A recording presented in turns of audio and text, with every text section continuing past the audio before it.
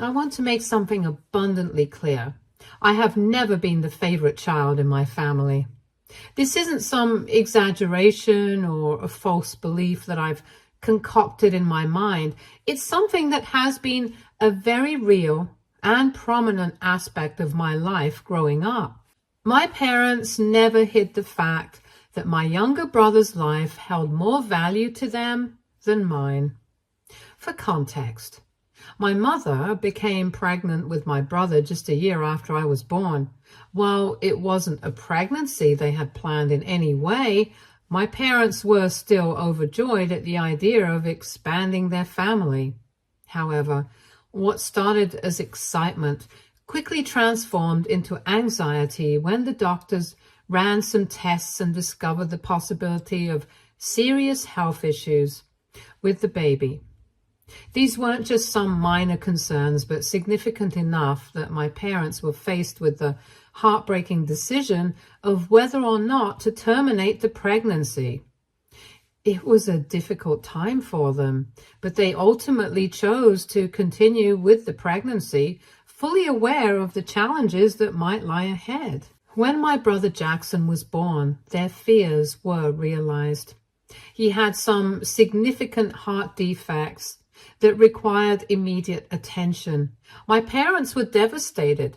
Jackson needed multiple surgeries just to survive, and he spent a significant amount of time in the hospital. His health became the central focus of my family's life, and this shift had a profound impact on everything, including the way I was treated. My parents were consumed by fear, love, and guilt over Jackson's condition, and while I understand that they were dealing with something incredibly difficult, it also meant that I was in many ways sidelined.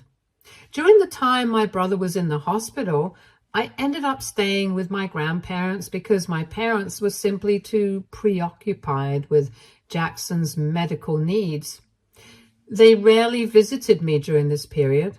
I tried not to hold this against them. I understood, even at a young age, that Jackson's health took precedence and my parents were doing the best they could. Plus, I genuinely enjoyed my time with my grandparents. They were warm and attentive. Every morning my grandmother would cook me breakfast and then we would spend hours together doing simple things around the house, whether it was baking cookies or tending to her garden. My grandfather would take me to the park or read me stories, both of them filled with the gaps that were left by my parents' absence, almost becoming a second set of parents for me. Eventually, Jackson's health improved and my parents were able to bring him home from the hospital. You'd think that this would have been the point where my parents came to collect me, right? They'd want to bring me back too, to reunite the family. But no, that wasn't the case.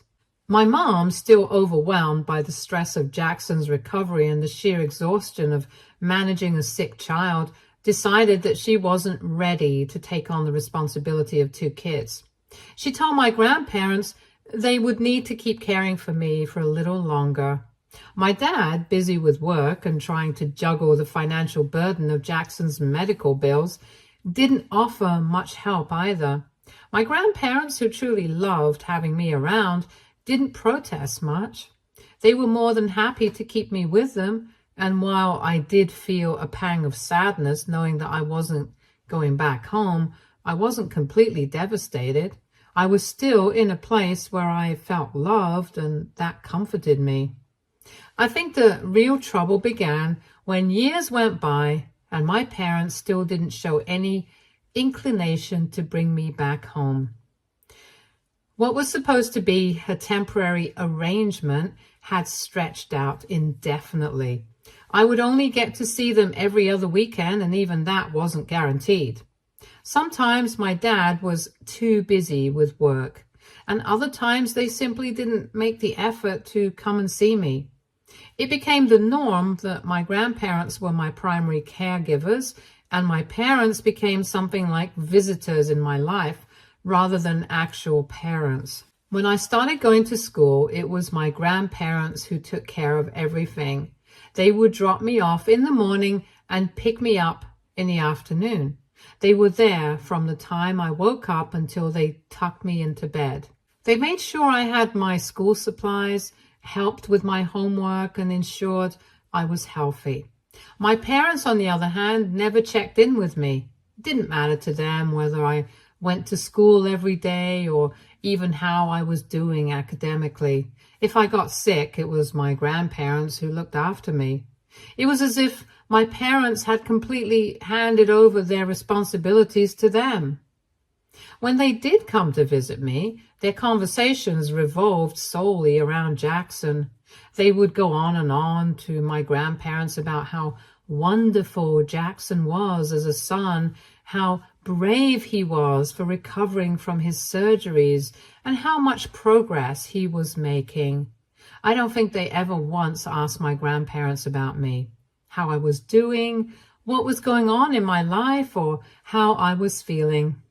I started to feel completely invisible. I can't even recall a single moment where my parents and I spent time together, just the three of us. There was no one-on-one time, no effort to rebuild any bond with me. Everything was about Jackson. Then came the moment that I'll never forget, Jackson's birthday party. My parents threw a huge celebration for him since he was doing so well. They had invited friends, family, neighbors, everyone. My grandparents brought me along with them. Throughout the party, I couldn't shake the deep feeling of jealousy that was gnawing at me, watching Jackson, looking so happy with my parents, doting on him endlessly. The whole event was centered around him, and while I knew it was his special day, I couldn't help but feel completely left out. Here I was, a child too, but all the attention, love, and care I longed for was being lavished on my brother. I don't know exactly when or how, but the overwhelming emotions of seeing my parents around my younger brother just bubbled up. And before I knew it, I burst loudly into tears in front of everyone. I remember feeling so ashamed in that moment, knowing that everyone could see me unraveling. My grandparents, bless them, quickly took me to another room and tried their best to comfort me. But the sadness and jealousy were too much. I think some of the other guests noticed as well and tried to offer kind words, but nothing really made me feel better. It wasn't about the presents or the party. It was about the attention and love I was so starved for. And watching my parents shower all of that on Jackson was just too much for me to bear. Later, after the birthday party, my parents and grandparents had a huge fight. Apparently, my parents were deeply embarrassed by my emotional outburst at the party. They felt it was too childish of me to cry in front of everyone, and in their eyes, my behavior had caused unnecessary attention to fall on them. It wasn't just about me being upset. It had invited people to question my living situation. People had started to ask why I was never at home with my parents, why I was being raised by my grandparents, and whether my parents were neglecting me. My parents were angry that this scrutiny had been directed at them, and they saw my crying as the trigger that set everything off. I could hear them blaming me for putting them in a position where they had to explain themselves. After the argument, a decision was made. I would move back home to live with my parents. This was something I had wanted for years, and yet, when it finally happened, I didn't feel any of the excitement I thought I would. Instead, I was filled with apprehension. The first few days back home were painfully awkward. The house felt foreign to me, and I constantly felt out of place, like I was intruding into a space that wasn't mine. My parents had their own routines built around Jackson's needs and schedule. They barely acknowledged me, and if they did, it was only in passing. I had hoped that moving back home would finally mean they would take notice of me, that they would care about me the way they did Jackson, but it was quickly clear that nothing had changed. Jackson was still the center of their world, and I remained on the outskirts, ignored and forgotten. The only thing I was grateful for was that I had my own room. I spent most of my time there when I wasn't at school. It wasn't because I was happy to be alone, but because being around my parents made me feel more invisible than when I was away from them. At least in my room. I didn't have to witness the affection they showered on Jackson while I sat unnoticed. I would stay there for hours doing my homework or just lying on my bed trying to make sense of it all. Throughout my entire school life, my parents never showed the slightest interest in my education or achievements. Not once did they ask about my homework, nor did they ever attend any of my awards ceremonies. Even when I participated in school plays or extracurricular activities, they simply couldn't be bothered to show up or even acknowledge that I was involved in anything. It was as if nothing I did mattered to them. Despite their complete disregard for my accomplishments, I made sure to excel in school. The few times my grandparents tried to step in and remind my parents of my successes, it was met with either silence or outright dismissal. They would encourage my parents to show some appreciation or even just a bit of pride in me. But my parents would either ignore the comments or scoff as if it was of no consequence. It hurt to see how little they cared. What made it even worse was the contrast in how they treated Jackson. Jackson has never performed well academically. He struggled in school and often got into trouble. He would bring home poor grades, and sometimes his teachers even called home about his behavior. But none of that seemed to faze my parents. They never held him accountable for his lack of effort, and they certainly didn't discipline him. If he ever did remotely average on a test or managed to achieve anything small, my parents would celebrate as if it were a monumental achievement. They would order pizza or take us all out to his favorite restaurant, making it a big family event.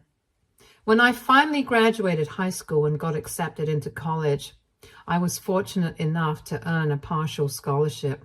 Even though it covered some of the costs, I was still nervous about how I would manage the remaining expenses. At the time, I asked my parents if they had set up any kind of college fund for me. Part of me already knew what the answer would be, but I had to ask. As expected, they immediately informed me that all the money they were saving was for Jackson only. They said he was the youngest and that he would need to be taken care of in the future. My father bluntly told me that as the oldest, I should learn to take care of myself. He did offer to help me apply for an education loan, which I would then have to pay off later when I got a job. It was incredibly painful to hear that my own parents continue to not prioritize me.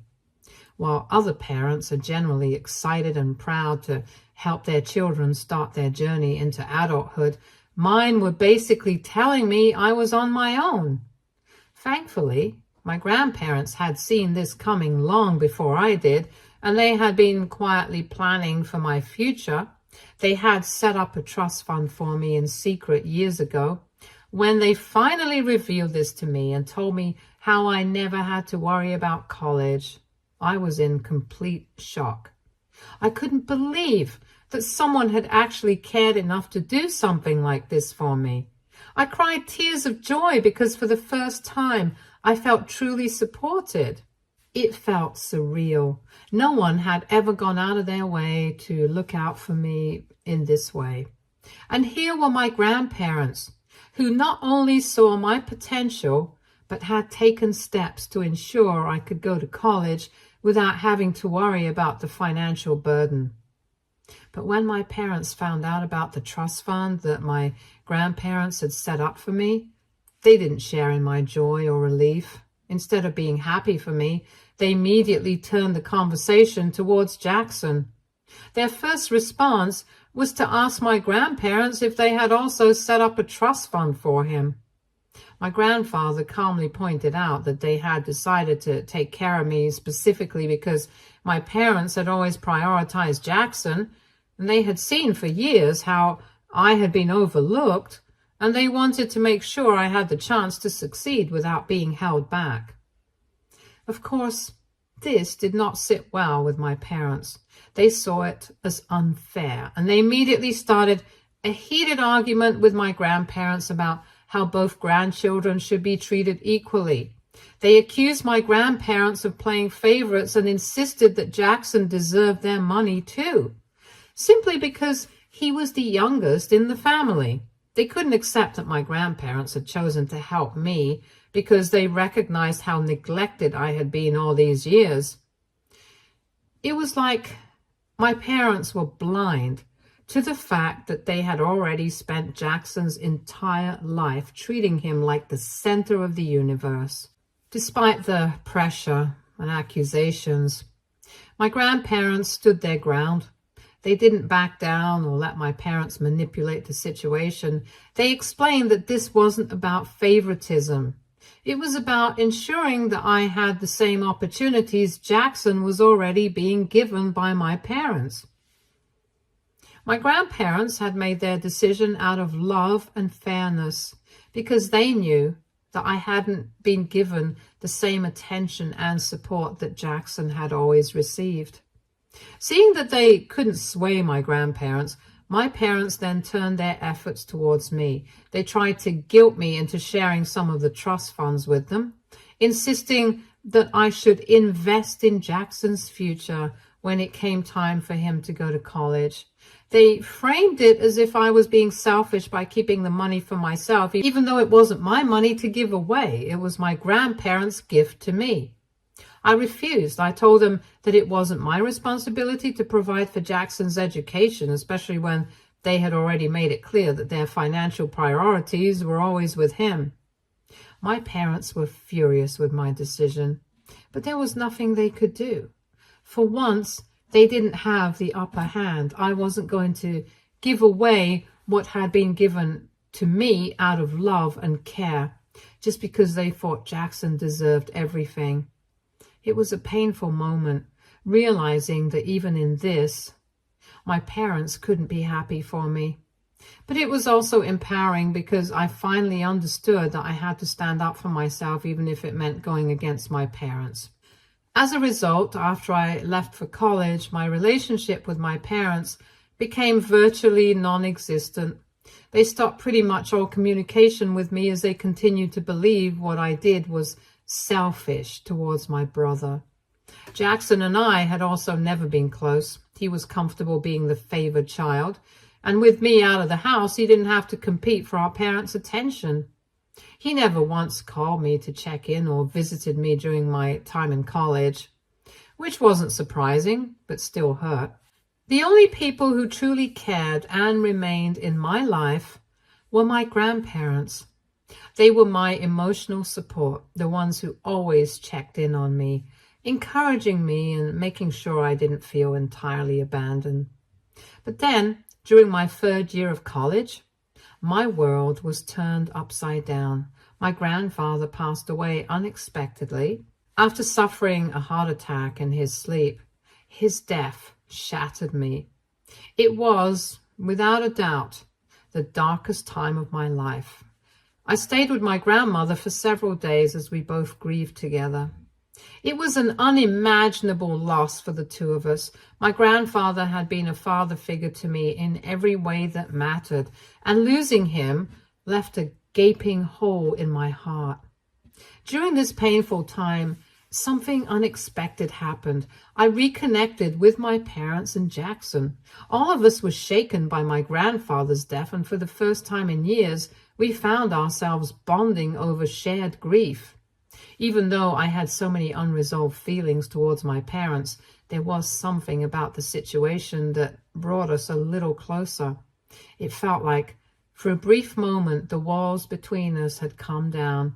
My grandfather had even left behind a letter for my mom, and in it, he urged her to stop ignoring my existence and to take care of both her children, not just Jackson. He reminded her of the importance of family and how she couldn't afford to keep treating one child better than the other the way she had all these years. I guess something shifted after that. My parents, perhaps for the first time, seemed to feel genuinely guilty about how they had treated me. Slowly, they began to make an effort to reconnect. They started calling me more frequently, asking about my studies and showing some interest in my life. It wasn't perfect. The pain of the past couldn't be undone so easily, but it was something. I was still angry with them for all the years they had ignored me, for all the times I needed them and they weren't there. But at the same time, I could see they were trying, and that gave me a small sense of hope. I wanted to believe that they could change, that maybe, just maybe, they were starting to realize their mistakes. When I finally graduated from college, my parents actually showed up for the ceremony. They took pictures with me, proud smiles on their faces. It felt surreal to have them there, considering all the years they hadn't even acknowledged my achievements. After the ceremony, we all, my parents, Jackson, my grandmother, and I, went out for lunch to celebrate. It was one of the rare moments when I felt like we were a family, even if only for a little while. For once, I wasn't invisible to them, and that small act of acknowledgement meant more to me than I could express. This year, after landing my first proper high-paying job and receiving my big paycheck, I wanted to do something special to celebrate. I thought, why not share this moment with my family? I hadn't had much time with my parents growing up, so I decided I would surprise them with something meaningful. A cruise trip. Just the three of us, no distractions, no obligations, just quality time together to make up for what we had missed over the years. I knew deep down that I craved their attention even after all these years of feeling overlooked. As for Jackson, I planned to buy him something nice later so he wouldn't feel left out. I wanted this to be a surprise for my parents, so instead of informing them over the phone, I booked a reservation at a fancy, expensive restaurant where we could have a nice dinner and celebrate. When I called my parents to invite them, they seemed excited, thrilled even, about visiting the restaurant. They promised they would be there on time. But when I arrived at the restaurant right on time, my parents were nowhere to be seen. At first, I tried to give them the benefit of the doubt. Maybe they were caught in traffic or running just a little late. But after 15, 20, then 30 minutes had passed, I started to get nervous.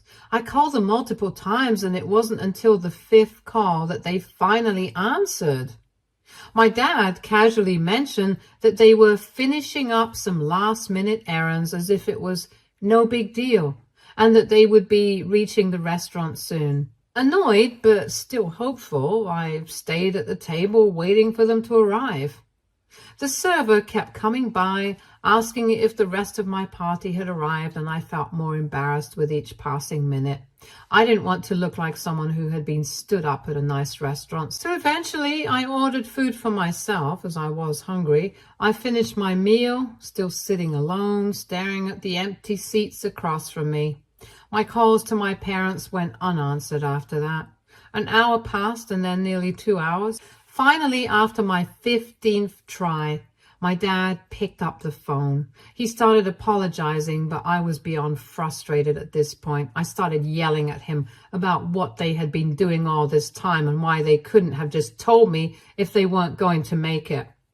"Oh, just stop complaining," he said dismissively. "I'm sorry we're late, but your mother and I got held up at the shop. We found the perfect birthday gift for your brother, but when we got to the counter, we realized your mother had left her card at home, so we had to drive back to get it. Thankfully, the shop held our gift, and we were able to purchase it just now. Jackson is going to be so happy with what we picked out for him. By the way, have you bought anything for your brother yet? You do remember his birthday is in 2 weeks, right?" At that moment, I felt like the wind had been knocked out of me. Here I was, trying to share a special moment with my parents to celebrate my achievements and bring us closer. But once again, Jackson was all that mattered to them. They had spent the entire evening shopping for his birthday gift, while not even bothering that I had been sitting alone at the restaurant waiting for them. Not only had they missed the dinner, but they had the nerve to ask if I had remembered to buy something for Jackson. I was fuming, but I tried to keep my composure as I told my dad that they could have shopped for Jackson any other day. They should have respected my time, especially knowing this was something I had gone out of my way to plan for them. My dad's response just made it worse. He brushed off my concerns and said they were on their way now and that we could talk about this after they reached. However, I didn't want to stay there any longer. As I felt so pissed at my parents, I paid my check, got up from the table, and left. On my way back home, my phone started buzzing. My parents were calling me, leaving voicemail after voicemail, saying they had finally arrived at the restaurant and couldn't find me anywhere. I ignored their calls, feeling too angry and hurt to even think about talking to them. Later that night, my mom sent me a series of messages. Instead of apologizing or acknowledging that they had messed up, she attacked me. She called me rude for not being there when they finally arrived, as if I was the one who had wasted their time. She had the audacity to say that this was why they didn't care about my irrelevant plans in the first place, since I was always so hot-headed, and how they were right to have gone shopping for Jackson because his gift was more important to buy anyways. According to her, their priorities were perfectly justified, and I was the one in the wrong for getting pissed at them. Reading her messages, I felt a wave of hurt and anger again. I had poured my heart into planning something special, and all I got in return was the same disregard I had felt my entire life. I just couldn't keep dealing with their hurtful words and their constant disregard for my feelings. After everything I had done to make this moment special, I was left feeling more alone than ever, realizing that no matter what I did, Jackson would always come first and I would always be an afterthought. I blocked her without bothering to send her a reply. AITA for leaving the restaurant and not waiting around for my parents after they did not show up.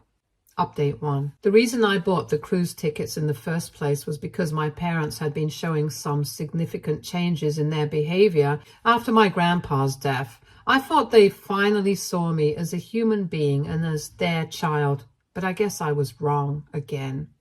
I'm glad my eyes are open now, and from today onwards, I'm done trying to beg and cry for their attention. I will be blocking both of them on my phone. Now, coming on to the update, it seems my parents have filled Jackson in on the whole incident, and he called me this week to discuss everything. My brother believes that what our parents did wasn't wrong and that I should have respected them enough to wait for their arrival instead of leaving at the last minute. He mentioned how our parents were very disappointed in me and had reached out to him to complain about my actions. He asked me to attend his upcoming birthday party so I could apologize to our parents. But I declined his invitation and asked him to leave me alone for the time being. He did try to argue with me further, but I firmly reminded him that my relationship with our parents had nothing to do with him, and he would never understand what I was going through. Update 2. So it's been a month since my last update, and for everyone asking, I did consider canceling my cruise tickets, but then I realized I had spent a significant amount of my paycheck buying them, so I should make better use of it.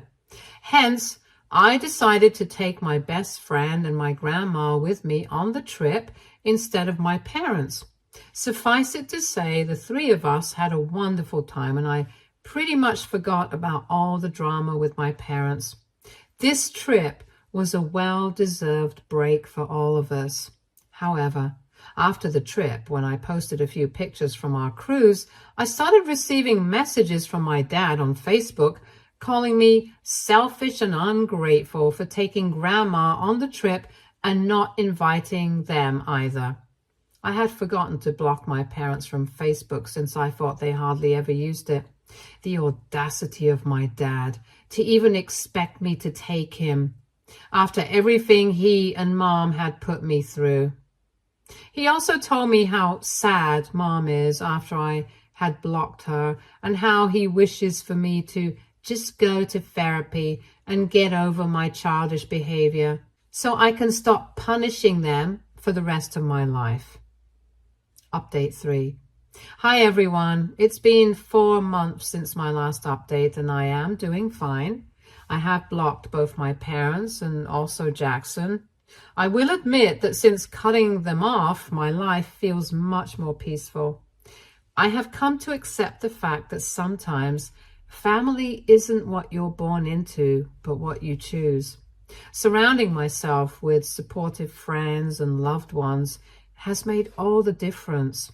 My grandma and I still continue to have a great relationship, and I plan on taking her for more trips in the future. Stay tuned for more stories from our girl relationships.